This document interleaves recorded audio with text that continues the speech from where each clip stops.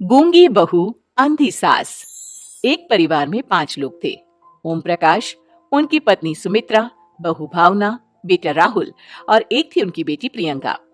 वैसे तो ओम प्रकाश और सुमित्रा के घर में सब कुछ ठीक ठाक था, लेकिन सुमित्रा की एक आदत थी। घर में कुछ भी गलत या सही हो तो वो किसी से कुछ नहीं कहती।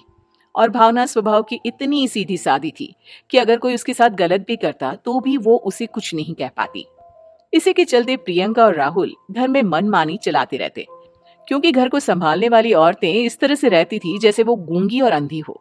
माँ, मैं अपनी सहेलियों के साथ पिकनिक पर जा रही हूँ ठीक है बेटा, चली जाओ। और मुझे आने में रात हो जाएगी। देर से ही आऊंगी मैं। अच्छा, कोई बात नहीं बेटा। अरे भावना, तुमको एक बार में समझ में नहीं आता क्या? नाश्ते में फिर से पराठे बना के रख दिए। कितनी बार तुमसे कहा है कि मेरे लिए ढंग का नाश्ता बनाया करो। ठीक है जी, आगे से ध्यान रखूंगी। अरे ये बहू से किस तरह से बात कर रहे हो तुम राहुल? अरे तो और क्या करूं पापा, इसको कही बात एक बार में समझ में ही नहीं आती। सुमित्रा, तुम अपने बेटे को समझाती क्यों नहीं? बहू से बात करने का ये क्या तरीका है? अरे जिसकी जैसी मर्जी आए करो, मुझे क्या। भावना बेटा, तुम भी तो कभी कुछ कहा करो। इस तरह क्यों सबकी बातें सुनती रहती हो? कोई बात नहीं पापा जी, सब ठीक है। रात को काफी देर तक प्रियंका घर नहीं आती, और जब वापस लौट कर आती है तो एक लड़की के साथ बाइक पर बैठकर। सुमित्रा और भावना दोनों ही प्रियंका को लड़की के साथ देख लेते हैं। आज तो जोर से डांट पड़ने वाली है, लेकिन मैं डर क्यों रही हूँ? माँ तो सब कुछ देखकर भी अंधी बनी रहती है। और रही बात भाभी की, वो किसी को कुछ नहीं बताने वाली। कहने को भगवान ने आवाज दी है, लेकिन गूंगी है गूंगी। अरे प्रियंका बेटा, इतनी रात को कॉलेज से लौट कर आ रही हो? कहाँ गई थी तुम? पापा, वो सहेली के घर पर थी, पढ़ाई करने के लिए रुक गई थी। अच्छा, ठीक है, जाओ अपने कमरे में जाओ और सो जाओ। सुमित्रा ने अपनी बेटी को एक लड़की के साथ इतनी रात को आते देखकर भी उससे कुछ नहीं कहा, और भावना ने भी इस बारे में किसी से कोई बात नहीं की। कुछ दिनों के बाद मामा जी का फोन आया था। उन्होंने प्रियंका के लिए कोई रिश्ता ढूंढा है। लड़के वाले उसे देखने आ रहे हैं। अरे मुझे नहीं करनी शादी वादी, किसी लड़की को बुलाने की कोई जरूरत नहीं है। ये तुम क्या कर रही हो प्रियंका बेटा? तुम्हारी शादी की उम्र हो चली है और तुम्हारे मामा जी ने बहुत अच्छा रिश्ता बताया है। पापा, आप जिद क्यों कर रहे हैं? और आप क्यों मेरी मर्जी के खिलाफ शादी कराना चाहते हैं? अरे माँ, इसको समझाइए ना। आपकी बेटी, आप तो बस चुपचाप सब कुछ होते हुए भी देखती रहती हैं। अरे तो क्या कहूँ, और मेरे कहने से क्या हो जाएगा? वैसे भी गलत क्या हो रहा है, सब कुछ सही तो है। भावना बहू, देखो तो प्रियंका हमारी बात नहीं समझेगी, लेकिन वो तुम्हारी हम उम्र है। क्या पता तुम्हारे कहने से उसे कुछ समझ में आ जाए। नहीं पापा जी, मेरे कहने से कुछ नहीं होगा। मैं प्रियंका को कैसे समझा सकती हूँ?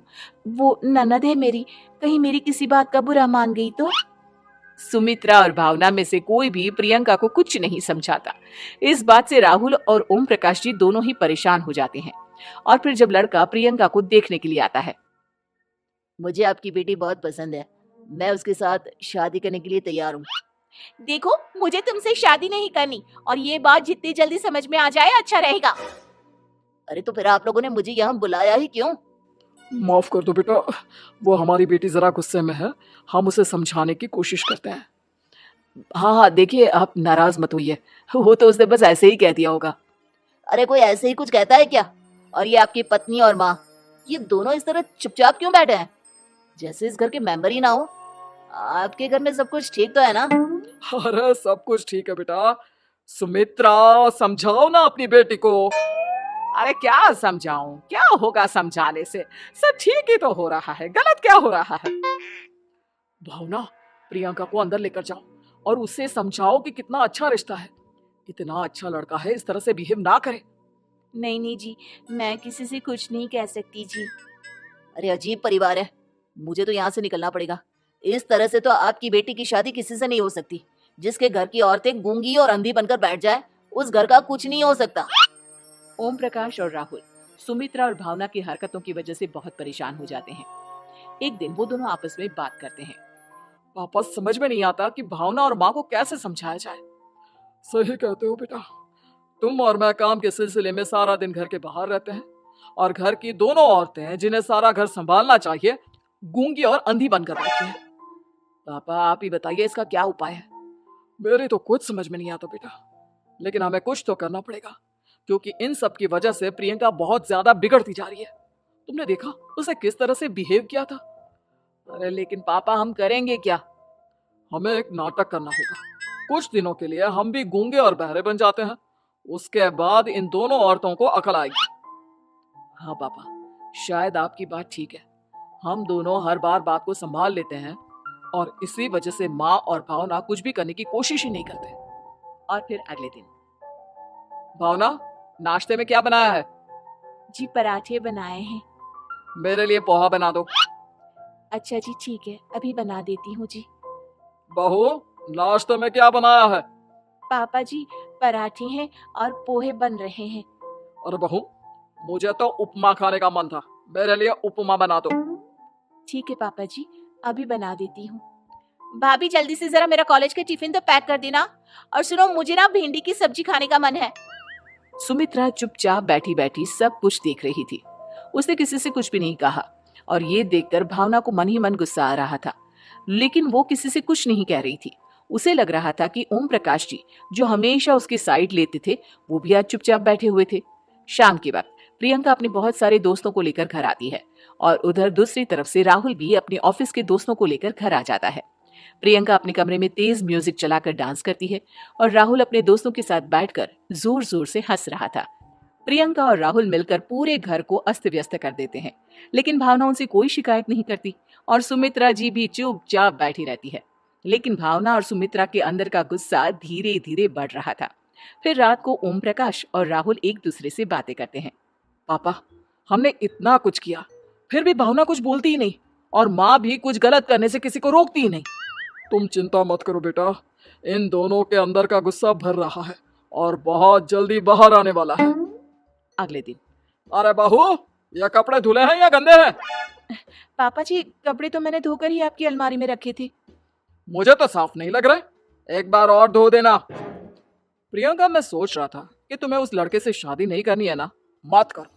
एक काम करो, वैसे भी क्या रखा है शादी वादी में, तुम्हें जो लड़का पसंद है उसके साथ जाकर कोर्ट मैरिज कर लो। इस बार ओम प्रकाश और राहुल की बात सुनकर भावना और सुमित्रा के अंदर का गुस्सा जाग उठता है। मैं किसी से कुछ कहती नहीं जी, इसका मतलब ये है कि आप लोग मुझे परेशान करते ही रहेंगे। कल 4 बार मुझसे नाश्ता बनवाया, आज पापा जी मुझसे धुले हुए कपड़ों को बार बार धुलवा रहे हैं। अरे मैं इंसान हूँ जी, कोई मशीन नहीं हूँ। तुम दोनों ने मिलकर इस घर की कैसी हालत बना दी है और अपनी बहन को भागकर शादी करने के लिए कह रहे हो। तुम भाई हो या दुश्मन? ओम प्रकाश और राहुल जोर जोर से हंसने लगते हैं। अरे इसमें हंसने की क्या बात है? हम लोग यहाँ इतने परेशान हो रहे हैं जी, तुम लोगों को ऐसी हरकत करने के बाद भी हंसी आ रही है। ये क्या कर रहे हैं जी आप दोनों? यही तो हम चाहते थे कि सुमित्रा, तुम अंधी होकर ना बैठी रहो। घर में कुछ भी गलत हो तो उसे रोकने की कोशिश करो। और भावना, तुम अपने साथ हो रहे गलत व्यवहार पर भी कभी मुंह नहीं खोलती, ये सही बात नहीं है। मैं चाहता था कि तुम्हारी भी जुबान खुले, तुम गलत बात का विरोध करो। गूंगी बहू और अंधी सास की ये जोड़ी इस घर में अब नहीं चलेगी।